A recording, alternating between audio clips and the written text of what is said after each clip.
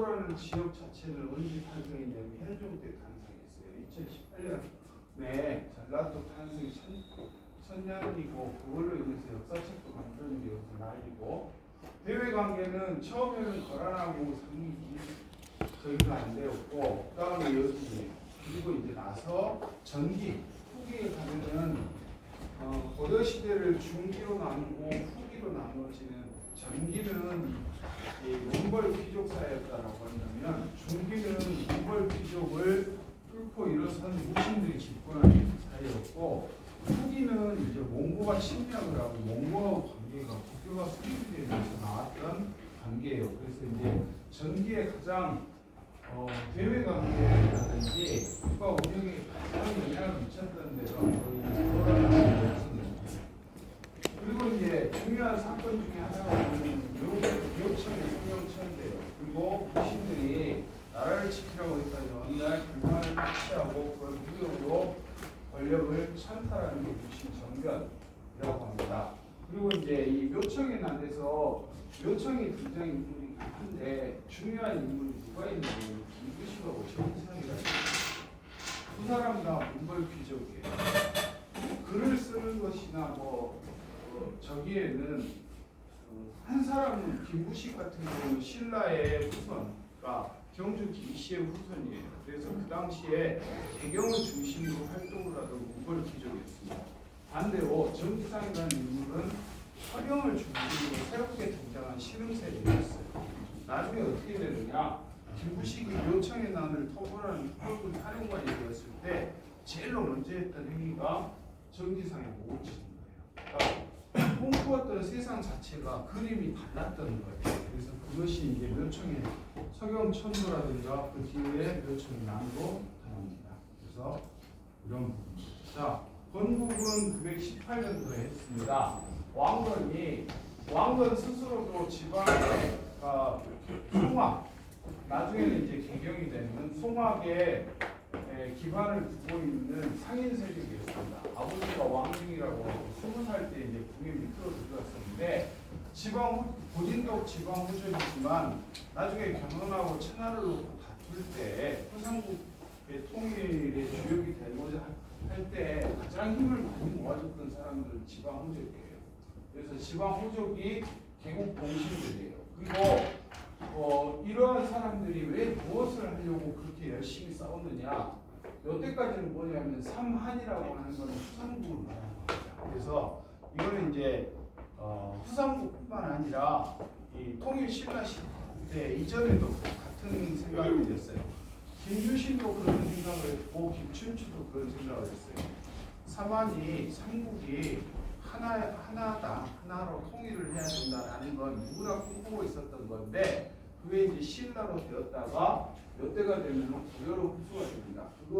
그러한 의식이 삼국시대에도 형성이 되었던 게 이제 후삼국 때 흩어졌던 것을 다시 그래서 삼한 일통 의식이다라고 합니다. 고려가 통일은 936년에 했습니다. 일단은 고려는 왕건이 견훤하고 처음에 싸워가지고 대패한 다음에 신수겸이나 김낭이 죽은 다음에 뭘 했느냐면 지방 후족들을 쫓아다니면서 자기 좀 도와달라고 힘을 모아달라고 했고 결과적으로는 그 세력들이 그에게 힘을 몰아준 것을 가지고 되었습니다. 또 하나는 이 시기는 아직은 중국이 외교 관계를 수립할 수 있는 여유로운 시기예요. 왜냐하면 중국이 4분 5혈돼 있어요. 옛날에 수나라나 당나라와 같지가 않고 한반도의 영향에서 송나라가 물론 대륙의 주역이긴 했지만 이 한반도와 가까운 지역은 주로 거란이라든가 여진이라든가 거란은 아직 힘을 키우더라고. 그래서 자연스럽게 특히 이제 고려 전기에는 송나라하고 굉장히 많은 영향을 교역을 많이 해요. 그리고 처음에 아직 통일을 하기 전에는 무엇을 했냐면 명분을 쌓기 위해서 그러니까 옛날에도 마찬가지인데 중국 같은 경우도 그래요. 한나라가 보면은 중심이 됩니다. 황제국으로 인정을 받아요. 춘추 전국 시대에도 그랬고 그 이후에도 마찬가지예요. 근데 이거는 한반도에서도 거의 비슷한 경향이 나타납니다. 아무리 이빨 빠진 호랑이라고 하더라도 명분 신라에게 있다. 그래서 굉장히 우호적이에요. 반대로 견훤 같은 경우는 신라 뭐 공성까지 착륙할 정도로 그래서 여론이 악화가 됩니다. 그러니까 견훤에게는 썰리지 않고 그 사람들이 나중에는 왕건으로 가게 됩니다. 주요한 정책은 농민 생활을 안정시키기 위해서 과도한 수치를 금지시킵니다. 그러니까 후삼국 때가 되면 농민들이 무지하게 힘들어요. 그래서 선택지는 몇 개 없습니다. 귀족들의 진골 귀족들의 노비가 되든지 호족이나 귀족들에게 노비가 되든지 아니면은 부적이 되든지 아니면은 뭐 저 깊은 산골에 들어가서 화전민으로 산다든지 뭐 그런 식으로 살았다라고 한다면 그 수치를 10분의 1만 옛날에는 10가마 걷던 쌀을 이제는 한 가마 취민유도라고 합니다. 백성들에게 지난번에 얘기했죠.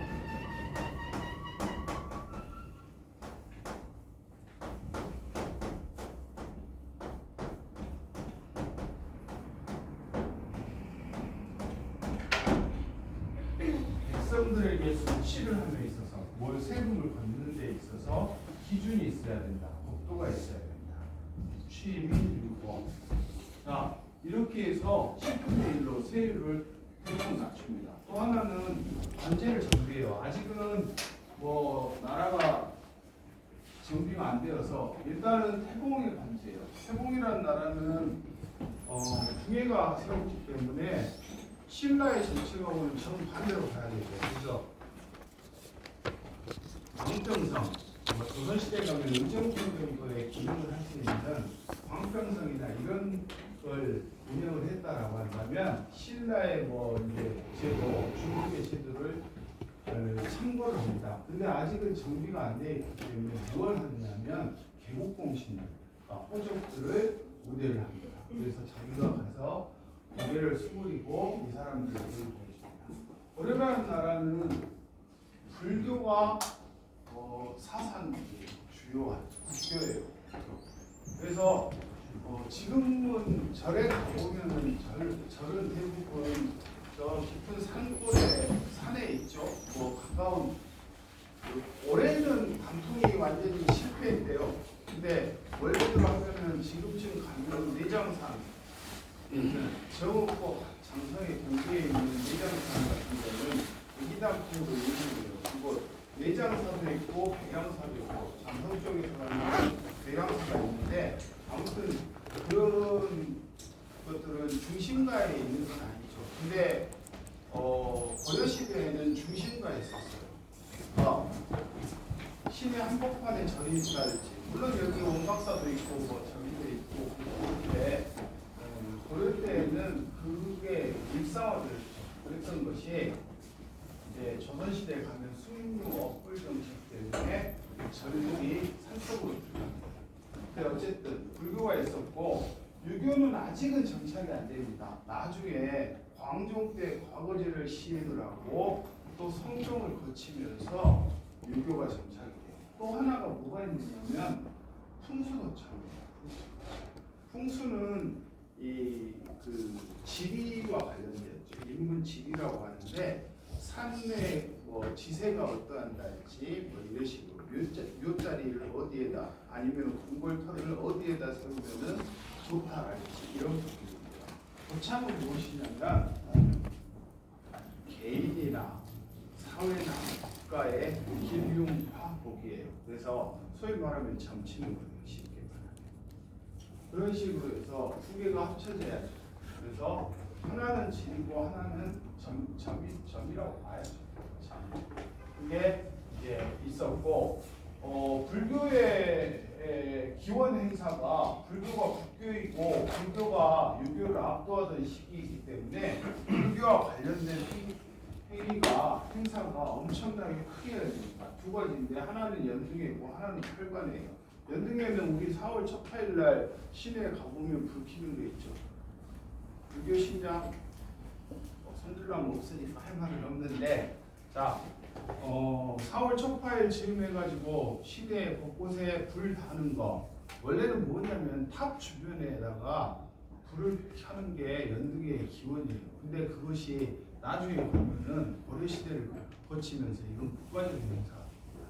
또 하나는 뭐가 있느냐면 팔관회예요. 팔관회. 이게 이제 진짜 문제죠. 사실은. 왜냐하면은 팔관회라고 하는 행사는 원래 국교가 불교이기 때문에 전 국민이 불교예요. 중동의 국가들이 이슬람을 믿듯이 아니면 인도의 힌두교와 같이 국교가 되다 보니까 일반의 사람들이 직접 머리를 깎고 산에 들어가서 절에 들어가서 의향에서 저기 불경을 내고 그럴 필요는 없는데 최소한도로 스님들이 하는 것처럼 불교에서 말하는 계율을 지키는 일주일 정도는 계율을 지켜야 된다라는 거예요. 굉장히 여러 가지 그 행사 자체는 의미가 처음에 출발은 그렇게 되었었는데 나중에 이게 어떻게 되버리냐면 계율을 지키는 게 아니라 오히려 사회에 이 불교의 행사들을 막 어마어마하게 크게 하는 거예요. 어느 정도 컸느냐면 외국의 사절단이 와요. 외국의 사절단. 그러니까 쉽게 말하면 국가의 행사가 우리나라에서 최근에 외국의 사절단이 올 수 있는 행사라고 한다면 2018년에 있었던 동계올림픽 정도. 그렇죠? 그만큼 행사가 커져버린 거예요. 호족 세력들은 개국공식이니까 당연히 우대를 합니다. 그리고 하나는 왕실이고 또 하나는 자기들끼리 헌신을 해요. 요즘도 마찬가지인데 요즘은 신분제가 없어졌다고 하지만 끼리끼리 혼인하는 경우가 많습니다. 한국 재벌들의 흑맥도를 보면은 엄청나게 많이 섞여 있어요. 근데 그때도 마찬가지였습니다. 고려시대 때에도 혼인관계로 이게 돼요. 심지어는 고려는 근친혼입니다. 근친혼 오늘날과 같은 근친혼이 아니라 아예 자기 조카하고 결혼을 한다거나 그런 식으로 근친혼이에요. 그래서 혼인관계고 그 다음에 관료가 되고 이 사람들이 이 부와 권력과 이걸 독점을 하게 되죠. 사신관과 기민제도, 사신관은 해당 지역의 호적의 지배권을 인정하는 거고 기인제도는 반대로 이 사람들이 여차하면 반란 일으킬 것 같으니까 그 아들들을 배경으로 불러 올리는 겁니다. 일종의 인식이죠. 지층으로는 정계가 있고 개병으로서 이 두 개는 뭐냐면은 전해지지는 않지만 왕건이 죽을 때 태조 왕건이 앞으로 고려의 신하들이 이 정도는 지켜줘야 된다. 반대로 훈요 10조는 자기 후손들에게 고려의 왕으로 타려면 이건 정도는 지켜야 된다. 여기에서 유명한 말이 나오죠. 차령산맥 이남에 있는 사람들은 두려우지 말라. 그래서 지역 감정의 시작이다. 지역 차별의 시작이다. 라고 보는 사람들이 있습니다. 또 심지어는 이게 가짜다라고 하는데 가짜는 아닌 것 같고 그런 의미는 아닌데 무슨 말이냐면 후백제가 끝까지 칼을 걸지 않고 계속 저 신검이라든지 이런 사람들이 개겨었기 때문에 그 사람들을 등용치 말라는 거지 사실은 신순겸이나 이런 사람들은 차령산맥 이남을 국성에 있는 거예요. 박영규 자기 사위인 박영규. 또 하나는 북진 정책입니다. 나라 이름부터가 고구려를 계승해서 고려라고 했습니다. 또 하나는 자기가 믿고 있는 왕신념에게 서경이라는 곳은 원래 대륙을 호령했던 고구려의 수도였어요. 근데 이게 나라가 망하면은 그 망한 나라의 수도에 누가 관심을 갖겠어요. 흉가처럼 돼버리죠. 그래서 왕신념이 가서 군대 쓸고 닦고 한 다음에 왕터가 있는 옛날에 수도였던 곳에 원래의 기능을 회복시켜줍니다. 그리고 또 하나는 뭘 하느냐면 개경하고 서경하고 굉장히 가까워요. 서경이라는 것 자체는 경자는 서울 경자예요.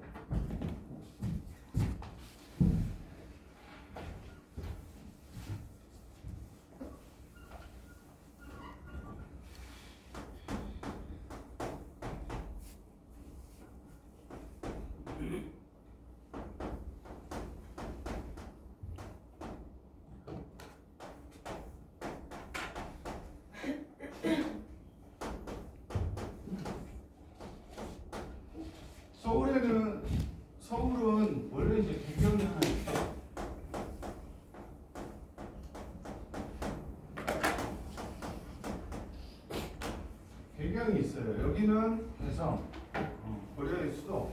그 다음에 서쪽에 있는 수도, 여기는 평양이에요. 그죠? 동경은 어디일까? 서경은 여기는 개성이야. 고려의 수도야. 여기는 개성 가까운 데 있는 옛날 고구려의 수도야. 여기는 어디일까? 동경. 걔 지금은 없어졌는데 옛날에 동경의 걔가 유명했대요.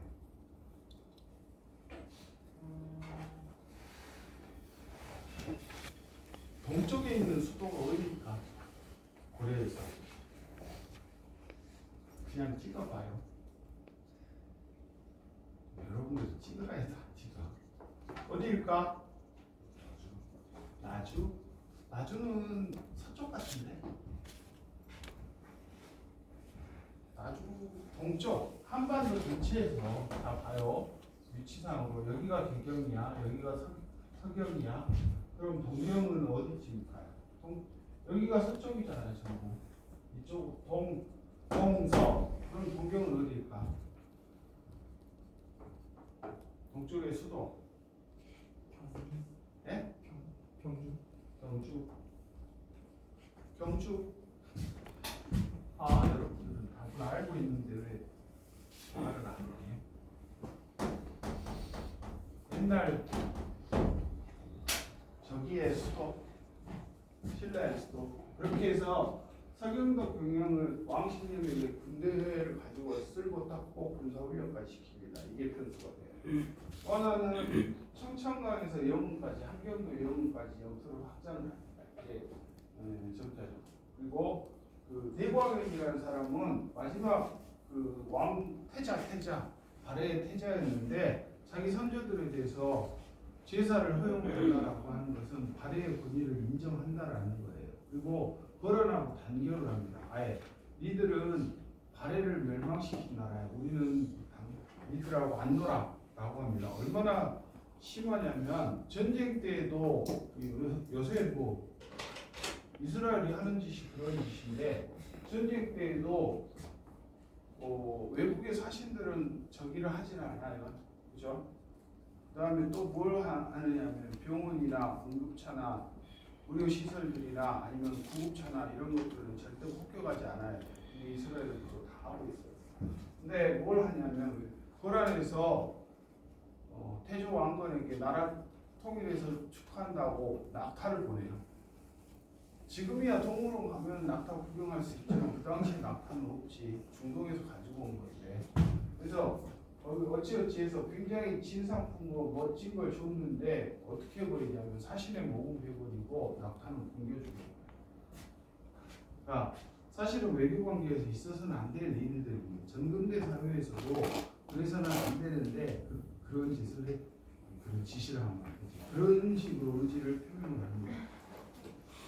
근데 문제는 뭐냐면 왕권이 무지하게 불안해요. 2주 동안에 자기가 궁예를 몰아내고 3번 사냥한 다음에 결국 왕이 되었습니다. 모습들 있던 저기 태공의 신하들, 그러니까 후고구려의 신하들이었던 사람들이 당신이 왕 됐으면 좋겠어 3번 찾아가니까 결국은 돼요. 궁예를 쫓겨났어요. 근데 어떤 일이 벌어지냐면 한성길이라는 사람은 당시에 철원에 있던 호족이에요. 근데 내 왕 궁예이지 왕건이 아니다. 감히 내 왕을 몰아내? 라고 반란을 일으킵니다. 물론 곧 진압 때문에. 또 하나는 공주에 있는 호족이 이은왕이라는 사람이 반란을 일으켰고, 그러니까 난 당신을 왕으로 인정할 수 없어요.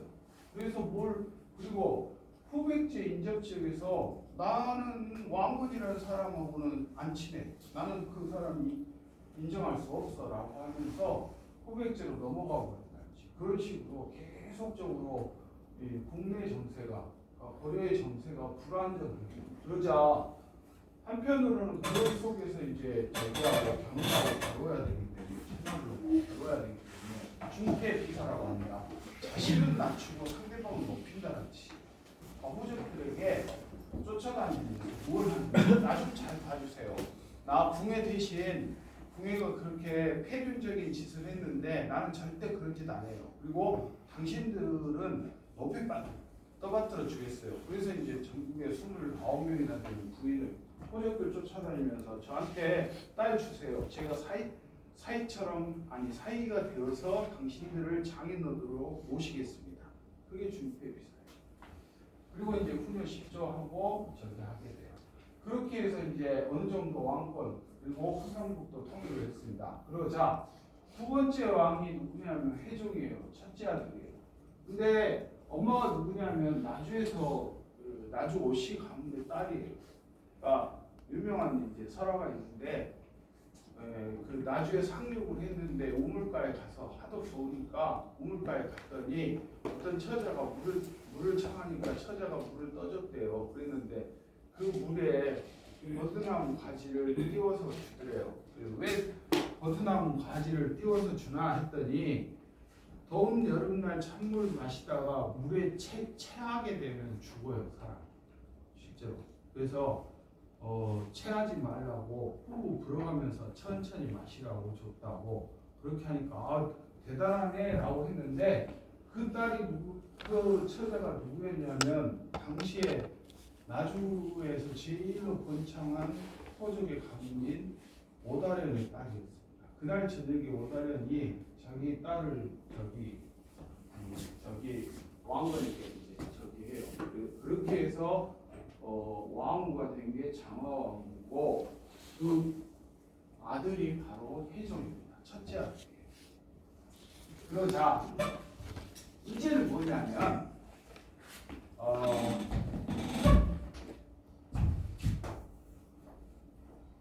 여기하고 너무 떨어져 있는 거예요. 외갓집이 뭐야? 왕이 힘이 있으려면 외갓집이 호적이 당시 최고의 호적은 유분필이었는데 유분필도 뭐 자기 외손주가 아닌데 그걸 인정하겠어요.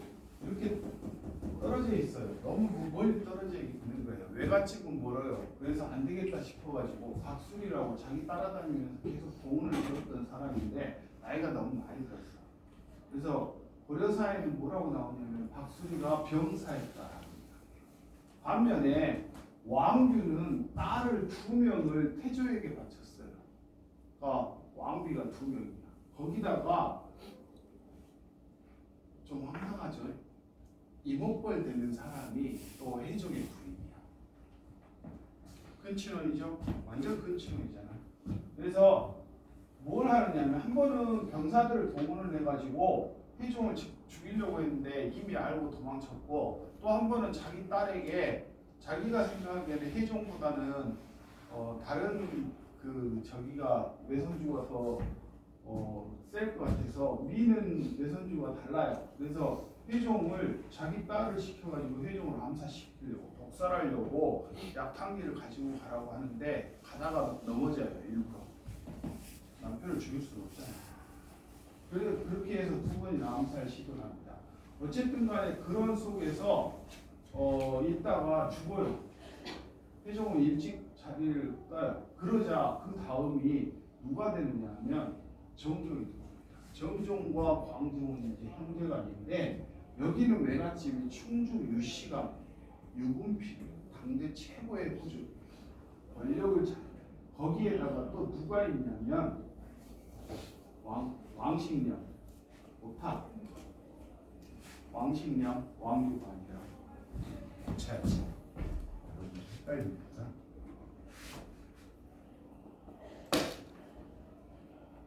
죄송해요.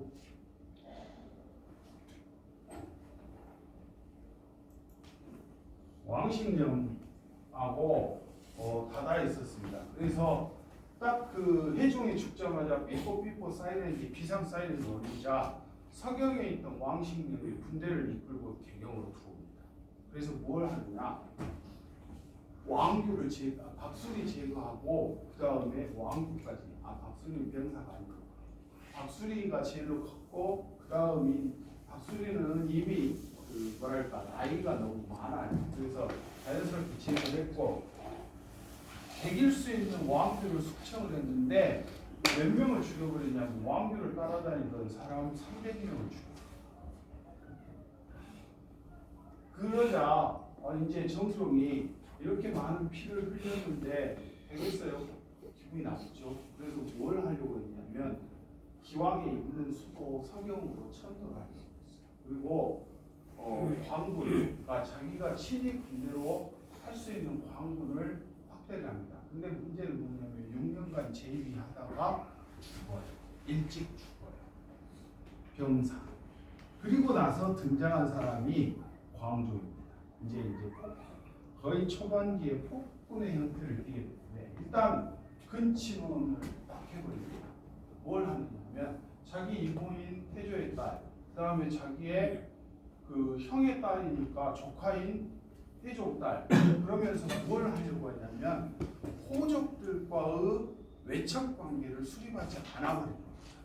더 이상은 호족들이 혼맥을 가지고 자기에게 타고 들어올 아버지하고는 정반대를.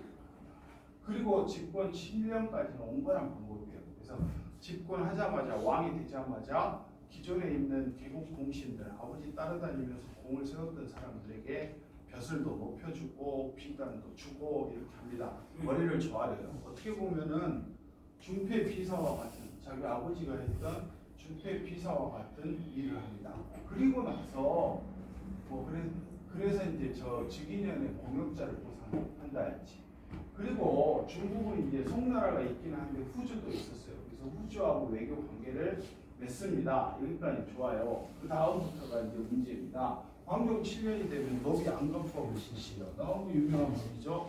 노비들이 원래 노비였나 아니면은 호족의 강압에 의해서 아니면 정치적 변동에 의해서 노비로 신분이 격화된 건가? 원래의 출신 성분을 따져가지고 노비가 아닌 사람은 다 신분 해방을 시켜요. 즉 호족들이 가지고 있던 사병적인 성격을 띠었던 노비들을 이제 해체를 시켜요. 하는 순간 그 다음에 뭘 하느냐? 그럼 호족을 제거를 해야 되는데 하나는 이제 힘을 뺐어요. 일단 노비를 통해서 노비 안건법을 통해서. 두 번째는 뭘 하느냐? 1년 뒤에 원래는 수나라 양제가 처음으로 했죠. 그 전에는 관리를 성과를 하고 추천을 받았습니다. 그러니까 기존에 있는 기득권 세력들이 관리를 추천했던 걸 수양제가 물론 이제 고구려 시국에다가 개박살을 났는데 어쨌든 수양제가 뭐 제도상으로는 이런 부분을 보였어요. 그래서 과거에 실시했는데 그게 너무 좋은 거예요. 이게 완전히 어떻게 보면 좀 코미디 같은데 호주에 쌍기라는 사람이 왔어요. 원래 이 사람이 이제 문을 담당하던 관료로 외교 사신으로 왔는데 하필 요즘 독감 유행하대요. 보건소에서 25,000원 주면은 독감 백신 제가 왜 보건소까지? 근데 여러분들 독감 백신 맞아요. 웬만하면 굉장히 많이 유행하니까. 근데 뭘 하느냐?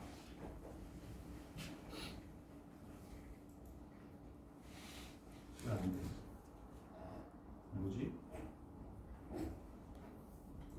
왜 슬라이드 쇼가 안 되죠? 잘 보이죠? 그래도 자, 뭘 하는 쌍기가 외교 사신으로 왔는데 돌아와야 될 때 이 사람이 뭐 아팠어요. 엄청 아팠어. 독감 걸렸는지 딴 걸 걸렸는지 모르겠는데 어쨌든 아파가지고 알아 누웠어요. 배를 타고 나갈 수가 없습니다. 그래서 고려에서 성심성의껏 치료를 해줍니다. 그랬더니 그냥 여기 주저앉아버린 겁니다. 광종에게 우리 호주에서는 과거제 실시하는데 그걸 듣는 순간에 광종이 야 그거 진짜 좋다. 네가 해봐. 그래서 한림 학사로 아예 임명을 합니다. 고려와 조선의 차이점 중에 하나가 무엇이냐면 외국에서 온 사람들에 대해 대우하는 게 달라요. 무슨 말이냐면 뭐 표류를 했던가 다른 일을 했던가. 그러니까 임진왜란 때 공을 많이 세운 사람이 항해라는 존재들이 있는데 외병으로 왔다가 일본에 군대로 왔다가 조선이에요. 근데 항해들은 출세를 못합니다. 근데 고려는 반대예요. 공을 세운다라고 하면 그대로 인정을 해줘요. 그리고 고려 사람으로 인정을 해주고 그 사람이 출세를 할 수가 있게 보장을 해줘요. 그게 고려와 조선의 차이예요. 그러니까 굉장히 열린 사회예요. 열린 사회 상대적으로. 반면에 조선은 안 되죠. 그래서 그래서 이 사람에게 하라 해가지고 명령과 이제 과거가 문과를 실시를 합니다. 제술과가 있고 명령과가 있어요. 제술과는 뭐냐면 현재의 상황에 대해서 문제를 내주고 시국에 대해서 문제를 내주고 그것에 대한 답을 내라. 그거래요. 옛날 과거 시험 답안지가 있거나 아니면 때때로 뭐 조회를 조선시대에 조회를 하면서 왕이 궁금한 점을 신하들에게 물어보는 거예요. 그리고 거기에 대해 답하는 걸 책문이라고 하는데 책 제목이 하는데 책문은 도서관에 있어요. 책문이라는 책에 보면 답이 정말 놀라워요. 옛날에 도사를 끌어내서 현재 문제를 진단을 하고 대안까지 찾아줘요. 굉장히 근데 조선시대에 만들어진 책문임에도 불구하고 아니면 고려시대에 만들어진 책문임에도 불구하고 대단해요. 과거 시험 답안지도 끝내줘요. 그래서 제술은 주로 보면 문학과 정책, 반대로 명경은 경전이에요. 유교 경전. 그렇게 해가지고 관료로 진출합니다. 작과도 있고 승과도 있어요. 교정선, 선종선. 저건 뭐냐면 교정하고 이제 선종하고 말하는 거죠. 그리고 작과는 말 그대로 작과에서 여러 가지 것들을 다 실험. 어쨌든 이런 식으로 해서 광종이 이제 그 뭐랄까 기존의 호족들은 왕건하고 아버지하고 같이 잠깐만요.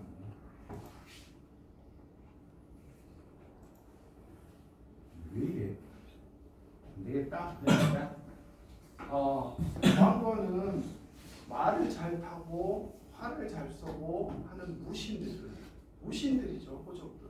근데 과거제는 그들의 그러한 경험들이랄지 그들의 이러한 무신적 소양을 힘을 다 빼버린 거죠. 노비한건법으로 사병을 해체시켜버리고 그 다음에 제도상으로 새로운 세력으로 과거제를 통해서 새로운 세력을 등용을 시키는 거죠.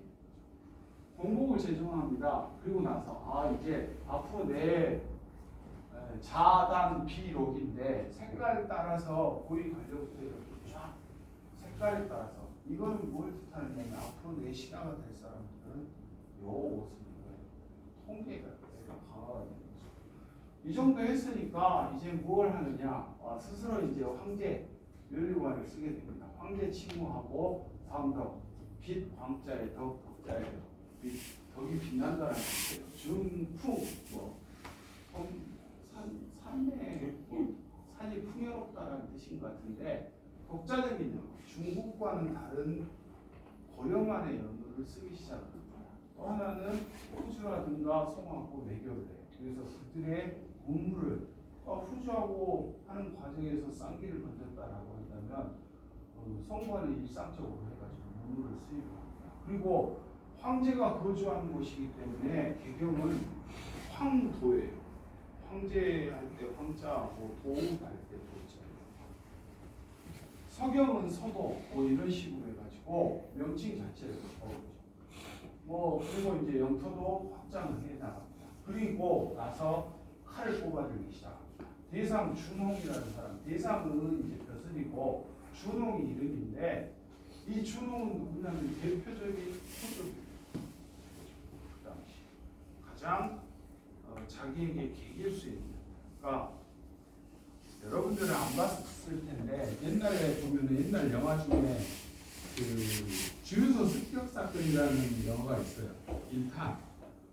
속편은 별로 재미없는데 1편은 정말 재밌거든요. 말 그대로 그냥 저기 하는 거예요. 근데 거기에 유호성이라는 배우가 나오는데 그 저기 주유소에서 알바하던 학생인지 알바생이 뭐라고 물어보냐면 싸움을 어떻게 하면 잘할 수 있냐라고 물어보니까 요성이 대답을 해줍니다. 딱 한마디로 나는 한 놈만 패. 여러 명하고 해도 한 놈만 팬다.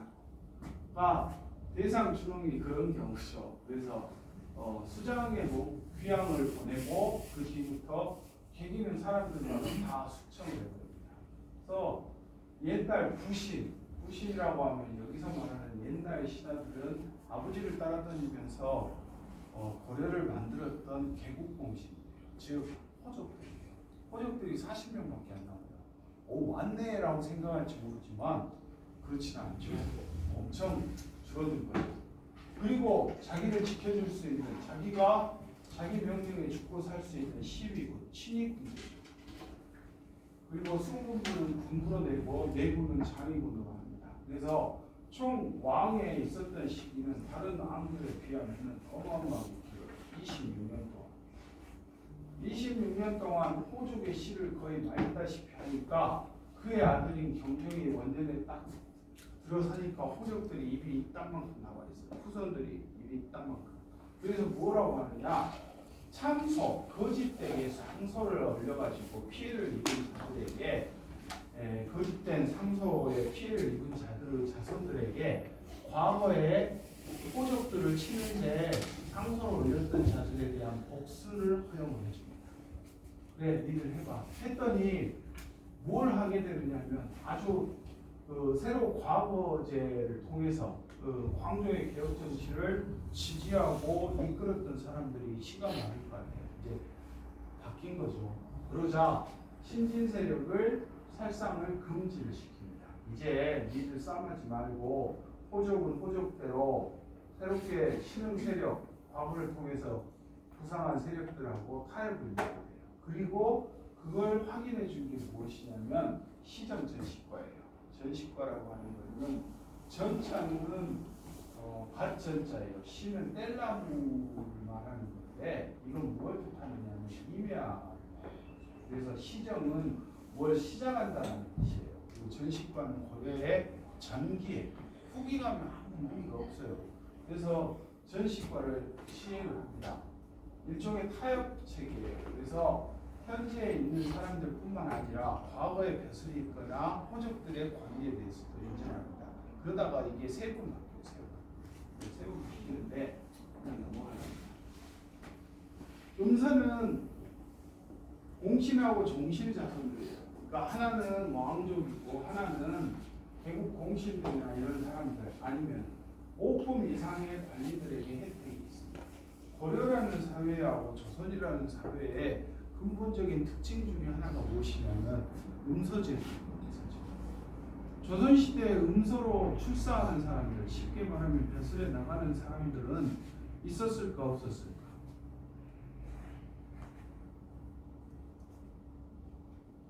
물으면 안 들어져. 대답은 아니죠. 있어요 없어요? 둘 중에 하나잖아. 조선시대에도 음서제도는 있어요. 근데 고려시대에는 음서제도를 통해서 재산이 될 수 있습니다. 반대로 조선시대에는 아무리 그 집안이 영의정 집안이거나 아니면 대사성 집안이거나 뭐 대사원 집안이거나 해도 과거제를 거치지 않으면은 못 올라가요. 인정을 안 해줘. 사회적으로. 그래서 1년에 28명밖에 안 뽑는데 근데 그럼에도 불구하고 그 사람들은 거기를 거쳐야만이 세상의 벼슬자리를 높이 올라갈 수 있어요. 그러니까 고려시대에는 상대적으로 이 음서가 출세하는데 별로 크게 문제가 안 되지만 조선시대 가면 음서는 상대적으로 이제 안 되는 거예요. 과거가 강력해지죠. 특히 15, 16세기까지. 물론 과거장에서 부정은 많아요. 자, 그래서 사료로 보면 고려사에 이렇게 나옵니다. 삼국시대 이전에 과거법이 없었죠. 고려 태조 때 먼저 학교를 세웠으나 과거로 인재를 뽑는 데까지는 이르지 못했어요. 광종이 쌍기의 의견을 받아들여 과거로 인재를 뽑자. 이때부터 학문을 숭상하는 풍습이 일어나기 시작합니다. 과거에 관한 법은 대체로 당나라 제도를 많이 차용을 했대요. 그러니까 처음에 수나라 때 만들어져서 당나라 때 정비가 되었죠. 학교에는 국자학 또는 뭐 국자감이죠. 해학, 사문학이 있었고 구제학당 이거는 사설교육기관입니다. 있었는데 유학 이건 법률, 서학은 서지학, 산학은 계산은 다 국자감에 속하였다. 과거 시험에는 제술과 명경, 국과가 있었고 의학과 정복, 지리, 유학, 서학, 산학, 삼례, 삼전, 하론 등의 잡과가 있었다. 각기 그 과에 맞게 시험을 치르고 합격자를 가렸다. 국자학의 승고시는 이제 승진합니다. 또한 후지를 격려하기 위한 거다. 비록 이름 있는 경대부라고 하는데 이거는 이제 그 재상들을 말하는 거죠. 나도 반드시 과거를 거쳐 배설에 나간 것은 아니었다예요. 아니었다. 과거 외에도 숨은 인재를 추천하거나 또는 문음에 의한 소용, 이거는 이제 문서죠. 그 다음에 성중에만은 궁궐에서 숙비하는 사람이에요. 그러니까 숙직 서는 사람들인데 이 사람들을 선발해서 배치하거나 아니면 낙관 장로도 있어서 한 가지만 있었던 건 아니다. 그러니까 여기는 문서제도와 상대적으로 굉장히 좀 뭐랄까 잘 됐어요. 성종은 이제 981년도에 즉위를 합니다. 뭐 중간에 여러 왕들이 있는데 그냥 건너뛰었는데 성종이 여기 자 여러분들 말 안 할 줄은 알지만 한번 물어볼게요. 사진 속에 있는 이곳은 어디일까?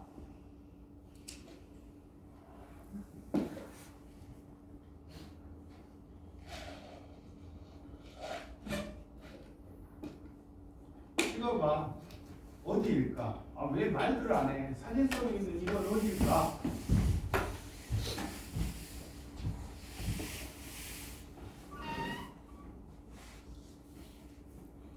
어디예요? 어딜까? 아니, 틀려도 괜찮아. 성균관 정답. 정답. 진짜 정답. 성균관. 알면서 말을 안 해. 여기는 대경에 있는 성균관이에요. 원래 성균관은 서울에 한양에 있었던 게 아니에요. 고려시대 때 이미 있었어요. 자, 성종은 981년도에 즉위를 했습니다. 이 사람이 즉위를 왕이 되고 보니까 뭔가 좀 새로운 걸 하고 싶어 해요. 그래서 새로운 체제, 뭐 사회 질서를 확립하기 위해서 신하들한테 묻습니다. 어찌고 통치를 했으면, 어떻게 정치를 했으면 잘 될까 했는데 신하들이란 게 왕이 물어본다고 해서 다 착하게 답하지 않잖아요. 여러분들이 제가 물어봐도 맨날 조용히 있는데 다 똑같아요. 그때 신하들도 조용히 있는데 최승로라는 하급 관리가 28개 시무라고 하는 걸 시급하게 해결해야 될 일을 말하는 거예요. 28개를 제시를 합니다. 그게 뭐냐면 이거예요. 최승로의 시무 이제 주요한 거. 자, 첫째는 유교식으로 이 사람은 유학자예요. 계속 아래에서 책을 문서를 정리하던 유학자, 타고난 유학자여가지고 뭘 하느냐면 일단은 유교식으로 중앙 집권 체제를 강화해요. 그래서 외관도 파견을 하고 지방에서 아직도 행세하고 있는 호족 세력을 억제해야 된다. 또 하나는 유교는 국가의 통치이고 불교는 그냥 개인이 수련하는 종교다. 그렇기 때문에 내세형이다. 내생명이다. 나중에 죽은 다음에 할 거다. 그 다음에 불교 승려에 대해서 너무 예우를 하는데 그거 삼가하고 연등이하고 팔관에 두면 철폐해라. 이거 너무 국가적 행사해가지고 돈 많이 들고 그 돈은 다 백성들로부터 나오는 것이기 때문에 철폐해야 된다. 그 다음에 뭐냐면 유교에서 말하는 제일 이상적인 정치는 왕도 정치입니다.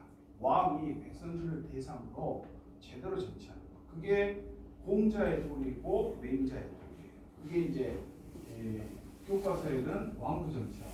그래서 그거 하려면 뭘 해야 되느냐? 왕의 군대라든가 궁중의 노비는 좀 줄여라. 왜 시비군이 많고 왕의 친위군이 많냐? 줄여라.